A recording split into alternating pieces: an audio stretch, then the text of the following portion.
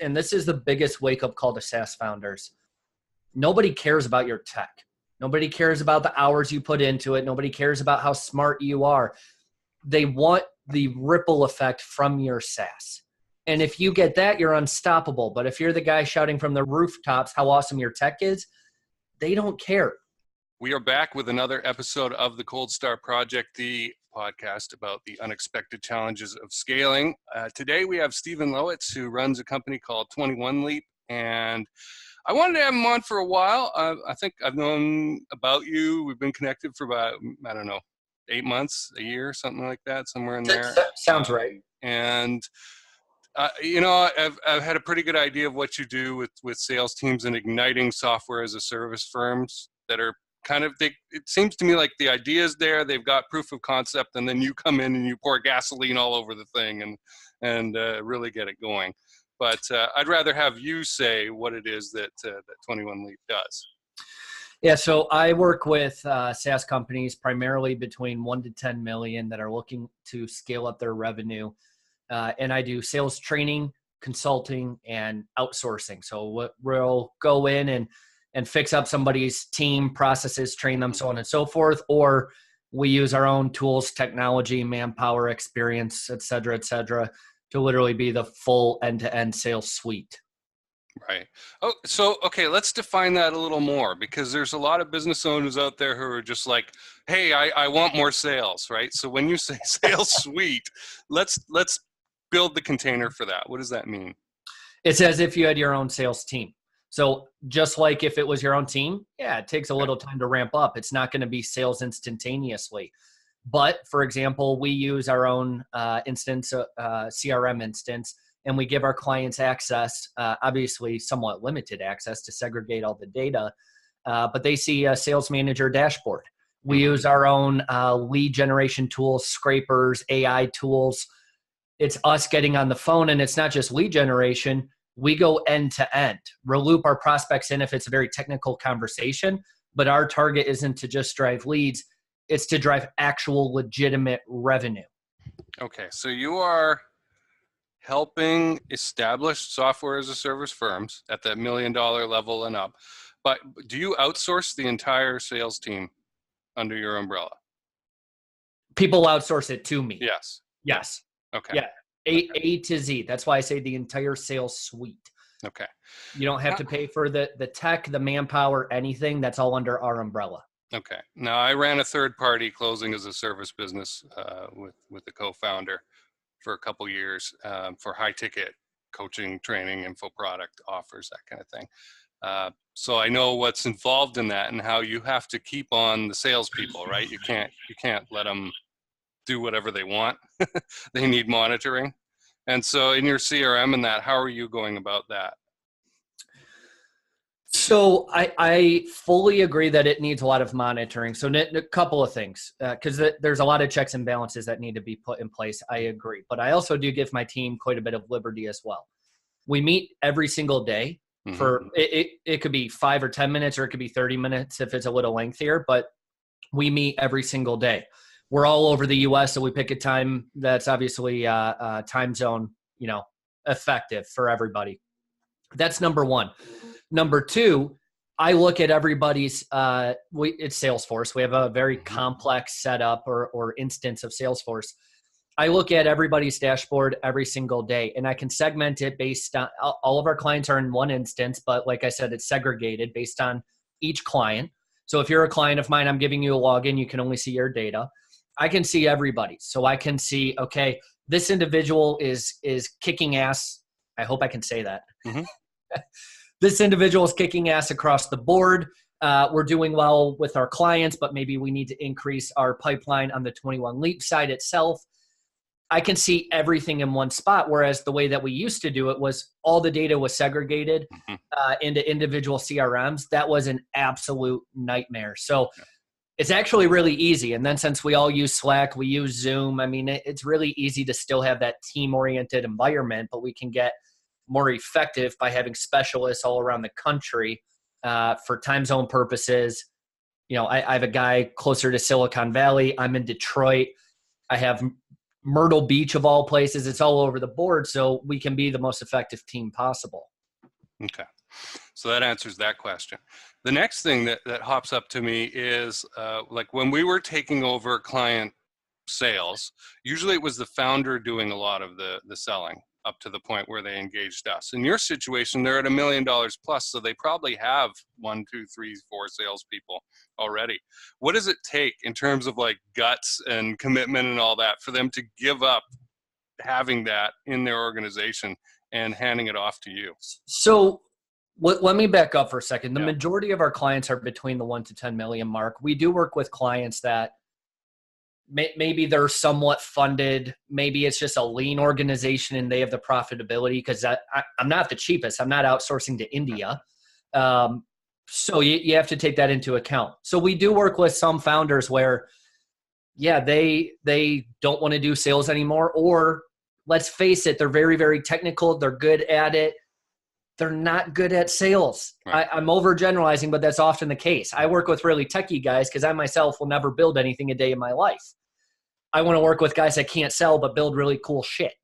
Now, with that being said, in terms of commitment for, let's say somebody's doing $3 million in revenue, they have a sales team, a couple of things normally happen. At the end of the day, nobody should be paying me for outsourced sales for the next 48 months. It's more of, let's work with you for 12, 18, maybe 24 months. And I'm going to prove that I can outperform your team. I'm going to outperform them in every way, use all of my technology, have it completely segmented. And then you're going to pay me to come train your team. So that's actually the lead in. It's not let me come replace all of your team. It's let me add revenue. You're already making money. You're already doing okay. Let me add a significant amount of revenue and show you what an actually trained team with the right processes can do. Okay, that's clear. What are some other symptoms or indicators that there is a problem with the SaaS company's sales process? Oh, this is really easy. I don't care what your revenue is. If your conversion rates are down below 50% for sales qualified leads, okay, you suck. And I say that really flippantly, and I can appreciate that most salespeople don't actually have real sales training. They don't have maybe even sales experience. It doesn't matter. There's too many SaaS companies where if I give them 10 demos, they're going to close 2. And they're sales qualified leads. They have the cash. They're only going to close 2. That is atrocious. That means 80% of your time by default is a complete and utter waste. So that's the biggest thing. People are so focused on the number of leads and the number of meetings, but not as many people are talking about closing and closing like a real closer, not closing like a nerdy tech guy trying to play dress up. And again, I say this very flippantly. I can actually appreciate that they're smarter than me in most cases. I'm not the brightest bulb in the shed, which is why I'm in sales. But that to me is just glaringly obvious. If your conversion rates are under 50%, if you're literally wasting more than 50% of your time, something's wrong. Okay. That qualification is the big section that I am interested in and have been teaching people on since 2010 in the sales training area. And it makes the closing side so much easier. So I'm going to tennis hit that back over the net, back at you. You're talking about qualified leads. What does that mean to you? How do you define that? Somebody that has cash and is interested. It doesn't mean they're dying for your product this second and, oh my gosh, you're everything I ever wanted. No, that's a closed deal. That's not a lead. A lead is somebody that has money and their interest is piqued. It doesn't mean that they have a need. You have to tell them why it's a need, why it's not just a commodity, but a necessity. That's your job. But if they're coming and saying, okay, share some info with me, whether that's because of outbound sales tactics or inbound, that to me is a sales qualified lead. Okay. And clearly at some point you figured out that you needed to control the tap, the spigot on that lead generation process and bring that in-house. Right? How did that happen? What can you clarify? Because, okay, if you're waiting around for your clients to send you enough leads, you're probably not going to get enough, right? Which is the thing that I've experienced myself. So I have a couple of clients where they feed us all of their inbound leads. A perfect example is either A, they don't have a sales team, or B, I work with a lot of European firms. The US, obviously, and Europe are the two domains that I play in. When Europeans have US prospects and they're not closing them, they'll often just send the leads over my way. I'll go close them, or my team will close them for them.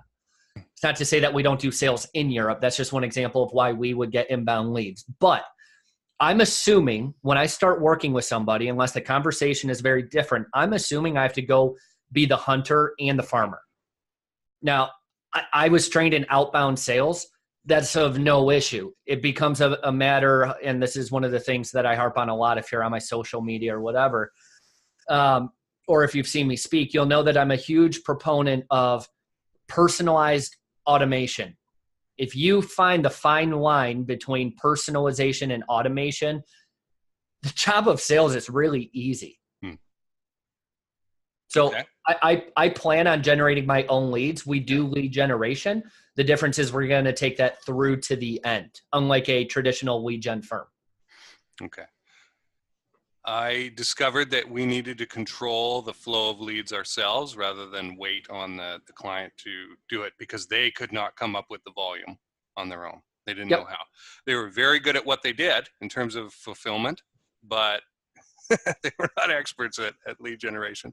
I'm very interested in what you say about that fine line between automation and personalization. Tell us more about that, because that is apparently an area of expertise for you. And I want to hear more about it. So I'm all about scalability. My background was I started doing inside, cold calling, smiling and dialing sales when I was about 17. Make long story short, I did really well. Actually sucked at first, but I figured some things out. The problem is I was tapped out. So I did about just shy of 1.1 million at 19 years old. The problem is I had zero more time in the day because everything I was doing was 100% manual. And what I realized is that I could develop the relationships that other people couldn't, the keyboard warriors that are afraid to get on the phone. I could develop those relationships and I had sales skills, but I had no idea about technology. So I spent a ton of money, over $150,000, and time, countless hours, trying to figure out where do I automate? Where do I automate, but it can't come off as spam? And really, the answer is quite simple. If I have a list of 1,000 people, they're all going to have very, very different pain points. You're going to have a different pain point than the founder of a 500 ARR SaaS, who's going to have different pain points than the $5 million SaaS that has a head of sales, right? Mm-hmm. I can't just focus on the problem that you're experiencing. I need to focus on the pain associated with the problem. I'm going to be dramatic here. This is not how I word my emails, but I'm going to be dramatic. If you are a founder that is doing, let's say you're at the $1 million mark, you're stressed out, like absolutely stressed out. You've kind of come over the hump. Maybe you have a little funding. You've come over the hump of, like, obviously you have product validation or market validation, whatever you want to call it. You have something solid, but now you're so eager to drive and scale your vision to the marketplace. Well, the problem is you need more revenue. Okay, that's a given. The pain that you're feeling is the stress when you go home because you can't stop thinking about work, whether it's good or bad. Or you're the broke founder, let's say. The problem is you need more revenue. The pain is actually you're stressed out because you don't know if you can make payroll. You're spending all hours of the night trying to grow your business. Your health is suffering, and heck, maybe even your marriage is if you're married. Like, again, I'm not wording this in an email, but when I recognize that this person has different pain points than the next, I segment based on persona. If I have a list of 1,000 people, I want to get probably 10 lists of 100 and send those people automated emails with a custom message specifically for that pain point. And most people would take a list of 1,000 and just blast. And that's why they royally suck. Makes sense. Yeah. So, and I want to point out to our listeners that Stephen here is willing to do that segmentation work, which is not something a SaaS organization usually wants to bother with, right? And so they're busy. If they are doing any marketing at all, they're filtering for that one thing. I also want to point out about the second and third order consequences, which are the pain points that you're looking at. It's not the thing that's so apparent. It's the stuff behind the thing, or that it causes, that is the pain that the folks are experiencing. Let's get really practical. Ask Yeah. why 3 times. Right. Why does this matter? Okay, why does that matter? It's really simple. Right. And hardly anyone wants to do that. In my own business, sometimes to get business owners and their people to just go and talk to the customer and ask questions is the hardest thing in the world. And it's odd. I don't know why people are like that. I would rather know than not know. Here's the Sounds biggest. Like you have an answer. Here's the one thing that I would add is, and this is the biggest wake up call to SaaS founders. Nobody cares about your tech. Nobody cares about the hours you put into it. Nobody cares about how smart you are. They want the ripple effect from your SaaS. And if you get that, you're unstoppable. But if you're the guy shouting from the rooftops how awesome your tech is, they don't care. For example, AI gets really, really complex. I can't understand it. In college, which I'm a college dropout, by the way. So like I said, I'm not the smartest guy. Did well in sales, wanted to work for myself. And since I don't require a degree, I figured what the hell. But in college, I had one semester where I thought I was going to go into information assurance because I like technology, basically cybersecurity. I took one Java class and had to pay a bunch of outsourcers to do all my work. I'm not smart enough to go code things, but I can communicate the value, the ripple effect that's going to come through from that. It doesn't matter if you have AI. That's a buzzword. It doesn't matter. What's the ripple effect? Right. Yeah, hardly anyone out there knows what AI means. And I don't just mean what the initials stand for. I mean what it is and what it can do in that. And they don't care. People don't buy features and benefits. And I've been saying this as a copywriter for 20 years. They don't care whether the thing is green or blue or 3 inches long or 3 miles long. They don't care. What they want is that pain solved, that problem gotten rid of. And everybody wants to call their product, AI, it has AI capabilities. In reality, is there AI out there? Sure. IBM Watson, great example. They have legitimate AI. If you look at most companies, it's not AI. It's a bunch of really fancy if-then statements. Right. Yep. It's not AI. Routines and checks and decision trees. Yeah. It's nothing complicated. So now that we've pooped all over the SaaS founders and made them feel really great. I love SaaS, by the way. Yeah, that's the only domain that I play in. I've interviewed a ton of founders and service providers in the field.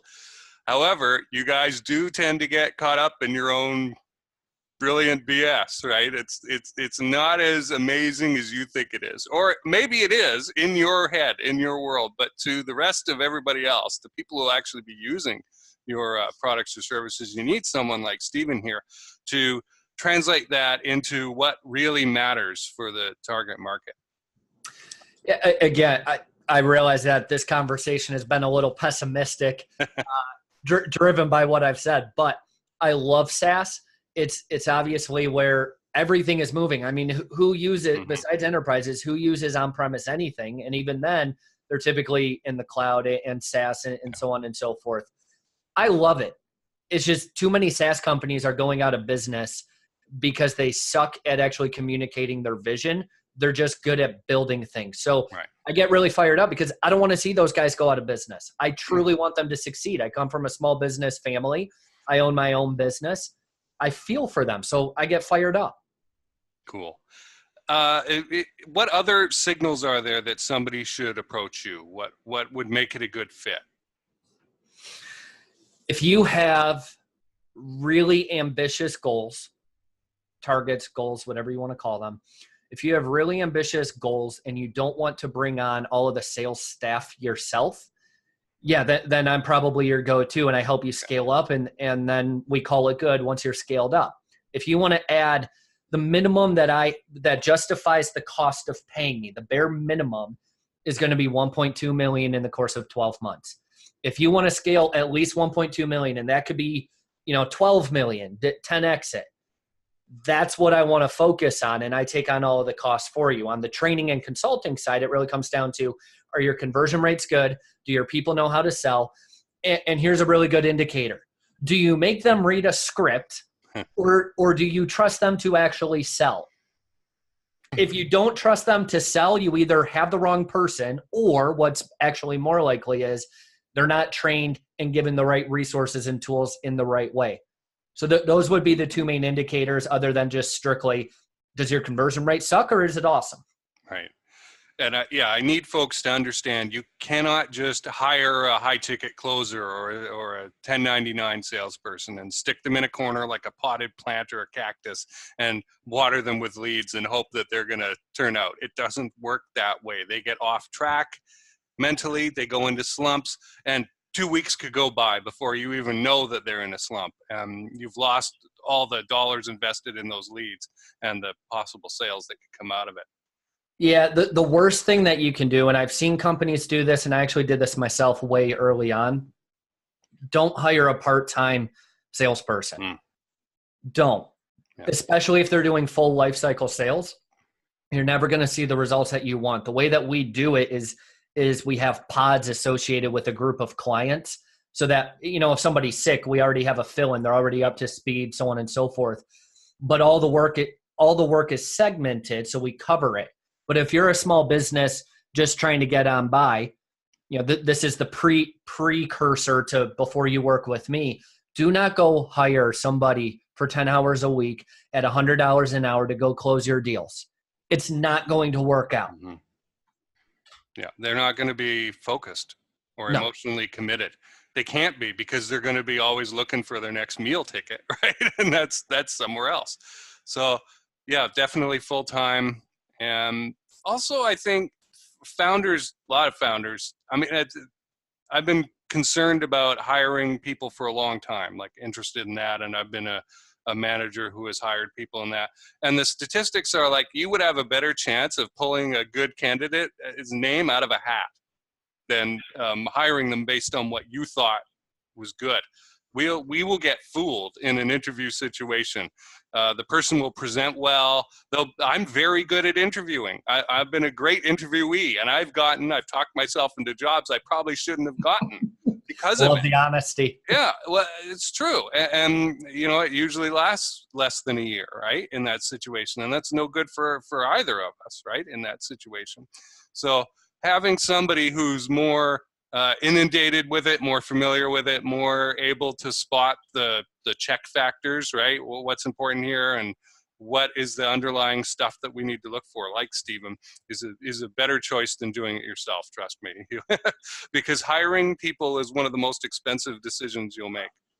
The first service that I ever sold, other than like going way back in, lawns and landscaping, in high school and whatnot, the first job that I had was selling talent acquisition services, basically recruitment consulting, not just headhunting. That was a small piece of it, but recruitment consulting for guys like Citrix and ESPN and Intuit. Those were my clients.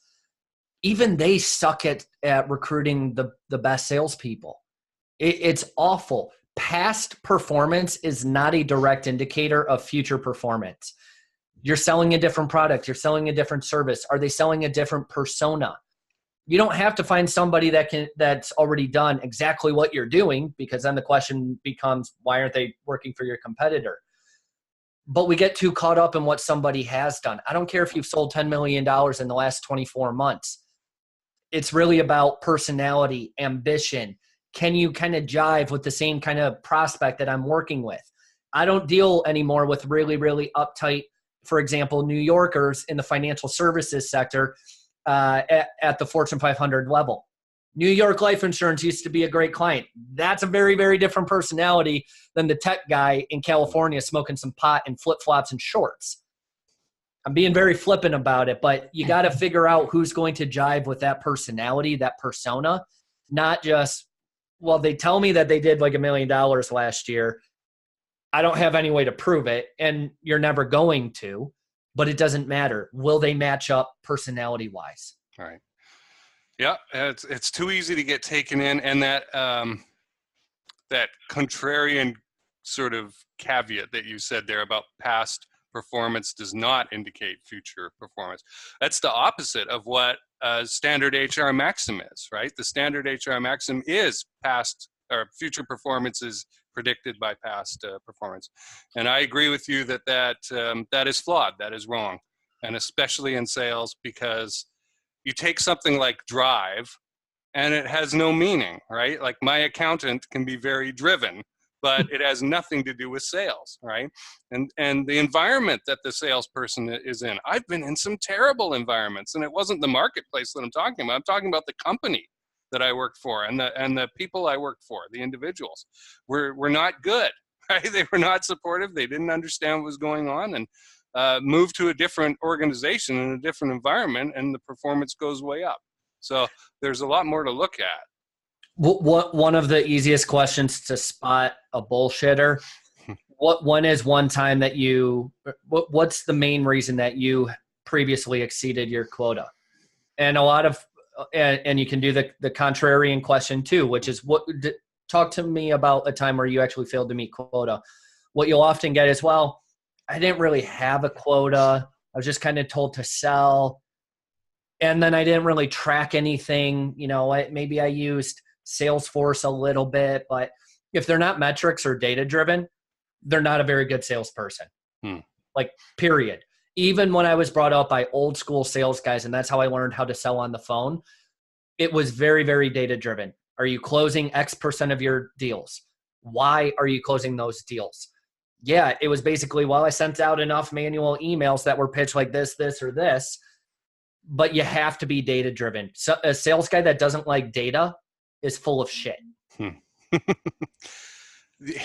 I have constantly instructed salespeople that they are running a mini business within a business, and that they need to be tracking the leads, like unqualified leads, the qualified leads, and the sales that they're getting, and take control over those numbers, just like you are with your organization. You're not dependent on your clients for those leads being poured into the system, right? You've taken control over it and said, fine, I'm going to have the choice of how many I dump in there. There's one requirement, though, to actually put that into practice. Pay your salespeople as if they were running their own business. I'm not talking about a huge base. Yeah. If you're paying your sales guy 20 grand or 30 grand, yeah, you should probably increase their base. I'm not talking about paying somebody $100,000 though on a base. Are they compensated for deals closed? The core team that actually sells 21 Leap services, they can easily exceed 150 to 200K in the first 12 months because I compensate them the best that I possibly can. Because if they're getting paid 200 grand, do the math. I'm making it out okay pretty well as well. Right. That's how more SaaS founders need to look at it. Sales isn't a necessary evil. It is your business. Compensate them. You should want them to get bonuses and extra commission. Obviously, they need to earn it, but you want to be in their court saying, you make $100,000 in your first 6 months for all I care. You go make $250,000. Because how much does that mean that you're making? Right. Yeah. And you have to understand the numbers of your business. So as Stephen has said, it's not good enough just to be a SaaS founder and be able to put Lego pieces together. Lots of people can do that. If you're focused on that and not revenue generation, you're probably not going to survive very long. And having Stephen on your side is going to help out there. How can people get a hold of you, Stephen? Where can they go to find out more information and see if they're a fit? 21leap.com, or if you want to email me directly, it's Stevens with a PH at 21leap.com. That's the digits 21, not spelled out, 21leap.com. But I'm also on social media, LinkedIn, Facebook, etc. Right.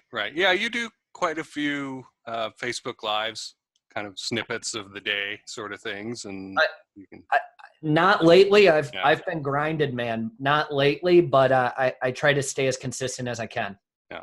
Well, very good. Is there anything that we missed that you would like to get across to listeners? The one thing that if you can only take away one thing, it would be your product doesn't sell itself. You have to communicate a vision. Somebody made $1 million off of the pet rock. Right. I don't know if that was internationally or if that was just in the US, but they literally drew smiley faces and crap on a rock, put it in a cardboard box, and made over $1 million. You can sell anything as long as you can communicate the value. They weren't solving a problem by selling a pet rock. They were identifying with the pain that parents were experiencing by not getting their little kid or toddler a real pet. Well, they came up with a solution to the pain. You should be just as excited, if not more excited, about sales and revenue and closing deals as you are about building technology. You don't have to be as good at it. Go pay people, whether it's me or you build your own sales team. It doesn't matter. Go pay people to do it, but be just as excited about that and invest just as much into sales as you are your actual tech. Awesome. All right. My guest today has been Stephen Lowisz of 21 Leap. Appreciate you being here. Thank you.